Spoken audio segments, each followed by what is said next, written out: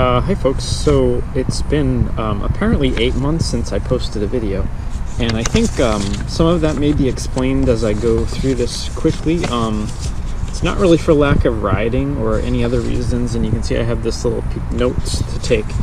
So I guess, I felt like at least 100 of you have subscribed to this channel and probably would like some information for whatever reason. So hopefully this is going to be reasonably short, and here comes the mail truck, so apologies for the noise already.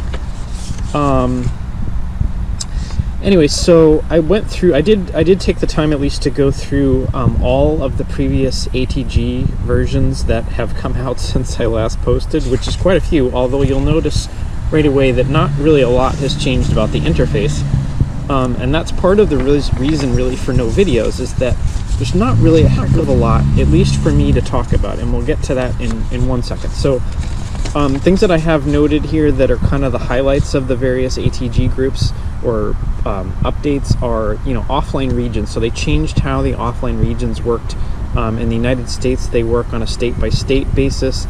I'm not sure how it works in other countries, but basically you don't just draw a circle or a square on a map anymore. You download the entirety of a state.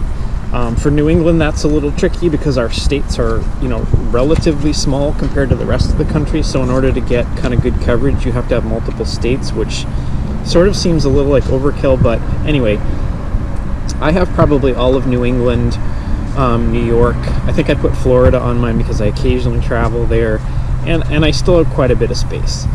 Bike profiles is next, and the way bike profiles works isn't quite the way I would like them to work, or the way they work for other devices.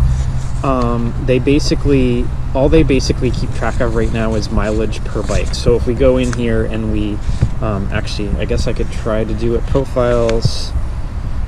Those are not the right profiles. Must be under settings. You can tell how long it's been. Here's bikes. They don't call it bike profiles, they call it bikes. So you can see the total odometer for the Karoo and the total odometer for the bikes is off because of how it was set up. I think, yeah, so that's probably correct. 4,000 miles on this bike. This is my cross bike. That shows 373. So I think if we did the math, that probably adds up. But that's basically all. What would really be great if it could do, and it's what we've been asking for a while, is for it to understand which sensors are potentially attached to which bike and be able to turn those on and off as you ride. And something else that I just realized is that I'm going to have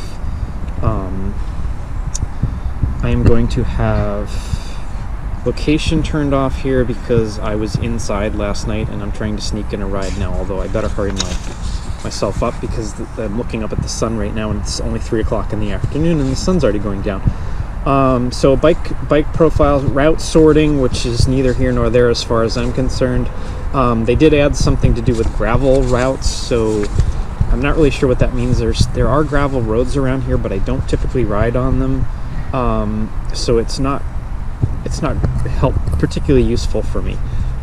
There were some compass fixes, mostly because they broke the compass and then they fixed it. There were some battery updates again because they had some problems with when you paused the unit or when you put the unit to sleep and then you brought it back, somehow it was burning through battery much more quickly. So the bottom line of battery usage basically is what I would call meh, which is that it's basically the same as where it was before. 8 to 10% per hour per ride for me. Doesn't seem to matter whether it's hot or cold. The notification bar, and I don't know if it'll show this. I'm going to change my profile, and I am going to try to ride a route, and I will try to stop once. Hi folks, so I normally don't do it this way, but there was some problem with the second GoPro clip when the GoPro cut out on me, so I'm trying to pick up where I left off, which is basically to talk about the notification bar that pops up. So at some point in here I've picked the wrong ride, but we'll get back to that later.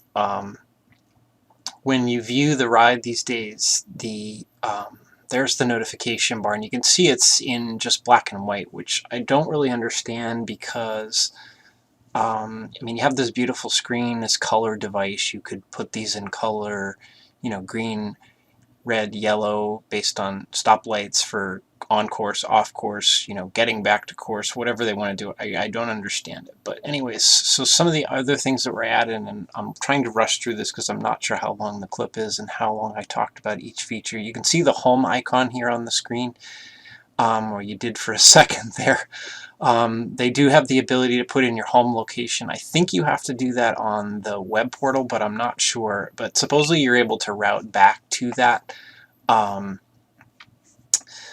The other thing that you'll notice on that map screen are the little chevrons on the red course, and that's basically to help out with situations where the course basically crosses over itself. So if you're on the map screen and the directions are confusing, you can kind of follow those little arrow chevrons on the course, and that should get you back to where you need to go. Looking at my notes here again. So those turn-by-turn notifications, I was flipping through the pages. Those are all page-based, so you can, I don't think you can remove it from the map page, but you can have it, you can either remove it or have it pop up on all other data page types, I believe, and I don't show this in the clip, but any of these pages can have either no turn-by-turn at all, a pop-up that then disappears based on distance, or a constant turn-by-turn notification. You'll notice probably as I flip back and forth here, I'm a little out of sequence and out of sorts because I have to do the voiceover here, but the data fields are centered instead of left justified, so that's a good change. At some point in here, I also talk about the fact that the one thing they did add, but it doesn't really do me a heck of a lot of good, is that they added support for Garmin's Varia radar, they added support for DI2, and I believe they just released, I just got the email that it's been released officially, Campagnolo EPS and SRAM ETAP. So all of the electronic drivetrains are supported on the device, I guess, showing you which gear you're in and the information about that battery state and things like that. Anything I believe they can come across on Ant Plus, they can display. They've been displaying battery meter status on power meters for a while, but but unfortunately it doesn't really do me any good, and there's nothing I can really show you because I don't have either the radar or any kind of electronic drivetrain. I'm sort of umming and hawing here because I don't know what else to talk about. Supposedly there are point of interests if you download a route from one of the various mapping sites that has points of interest on it. They're supposed to display on the map. I have not tried that yet because I haven't needed to do any of that stuff.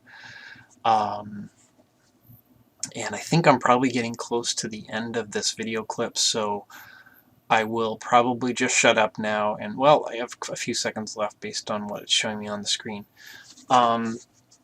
Anyway, I'm not sure what I talked about here in the driveway, and for whatever reason, I could not recover the audio off of this GoPro file, so hopefully this makes some sort of sense and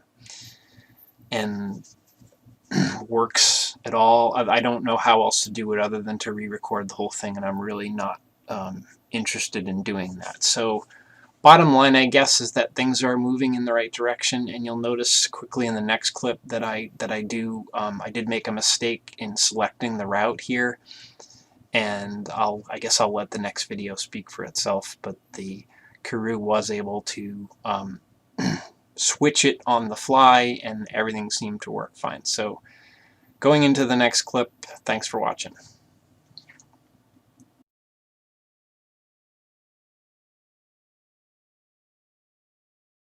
Hi folks, so quick mid-ride update. I'm not in my usual spot, although I'm not far. I kind of blew past it before I realized where I usually stopped on this course. But a couple quick notes. So one is, and I didn't really announce what route I was doing, but I was doing what I call the route test, which is something that I've done several times before on the channel. And but if you noticed or you were eagle-eyed at the start of the video, I actually loaded the wrong route. So I guess to the Karoo's credit, I was able to, while riding, I took off one of my gloves, I went to the edit ride function, I removed the ride or switched, I guess, to the different course or route, and it actually seamlessly picked up and is doing a reasonably good job, or actually I guess I should say very good job, routing. I'm a little bit off. You can see in that green area I'm slightly off the red line, and it knows that I'm not on a road, so it can't really tell me what to do or how to get back because I'm on this little cart path, I guess, for the golf course. But overall it did a good job. I did deviate from the route once, which I often do on this course just to kind of test things out, and it was still relatively aggressive about how it was trying to reroute me, but at the same time, you know, it can't know that I know the roads. So once I was sort of headed in the generally correct direction, it did pick up quickly and kind of got me back on course, and it didn't do what it has done or had done maybe a few months ago, which is to kind of route you back to the spot on the course that you missed instead of just realizing that you were back on and kind of picked up. So I don't know how many people have had that experience or not, but it was happening to me fairly regularly. Obviously the elevation thing doesn't work, and I honestly haven't looked at it very much. This all looks correct. This stuff is not gonna work great because of just the fact that I'm paused, but the time in zone probably looks correct. The heart rate's probably pretty good. I'm trying to do kind of tempo plus here, so I have a cyclocross race. Sounds like I have a cyclocross race. I'm being kind of peer pressured into it on Saturday. It's Thursday, so this may be openers for that. The weather's looking pretty bad tomorrow, but Saturday's actually okay. So I may do a quick half hour on the trainer in the basement tomorrow evening just to sort of spin the legs, but this is probably as much of a work, and I did do a workout last night indoors. So that's the other part of the equation, is really the last 3 months. I've kind of been focused on cyclocross, and I don't use the Karoo for cyclocross because it's heavy. And when I say that, I don't mean that I'm concerned about the number of grams on my bike for cyclocross. I'm concerned about the quality of the mount and the back plate and things like that. So it's not that I'm worried about a few grams. I could afford to lose those around my midsection more than I can afford to lose them off the weight of my bike. It's just I'm concerned. I've already broken 2 Garmin mounts while racing cyclocross, so basically I just use my watch, and I find that actually works a lot better for me because I'm not constantly looking down at my heart rate being pegged the whole time, and just not really worrying about it, but it's just sort of depressing to look at your heart rate at, you know, basically your maximum, and having people go by you and basically knowing that you just can't go any harder. So I find that having it on my watch, I don't really look at my wrist while riding or racing, particularly because of the number of just the focus you need on a typical cyclocross course. So it just works out better for me. I hit the button at the start if I remember, and I've forgotten once this year, and I hit it once at the end, and that's the end, and then I look at the numbers maybe later, or at least I have the ride recorded. Okay, I'm rambling now mostly because I don't have much else to talk about, but basically everything's fine. I mean, the dots, I don't know if that's new or not, the little dots where it's not showing 0, it's showing dots because there's really nothing going on. It does show dashes, and there's the dashes, so I don't know if I move the crank, but everything else looks good. I mean, cadence is good, and my heart rate's slowly coming down here as I stand here talking to you. Power looks reasonable for what I'm trying to do today. I have about 7 or 8 miles home, and it's 3:41, so sunset around here is at right around 4:20, I think, today, which seems ridiculous, and that temperature is probably accurate. I think it was about 42 when I left, which is probably I guess about 3 degrees Celsius. We're not all Americans are completely oblivious to the metric system. Anyways, I may wrap it up when I get home, although there may not be a heck of a lot much more to talk about, so I may just stitch this together, and I probably won't show the data file. So if this is the end and you've gotten this far, thanks for watching, thanks for sticking with the channel. Probably not going to be a ton of updates, not quite as regularly as I was doing, although I would think if some sort of major function comes out, and that's kind of really what I'm waiting for, is some sort of major announcement or major feature ad that actually helps me. The Di2 and the Bavaria is cool, but I don't have either one of those, so it really not anything that I can show you or test or even really talk about. So again, if you've gotten this far, thanks for watching. If this is the end, I'll catch you on the next one. Bye-bye.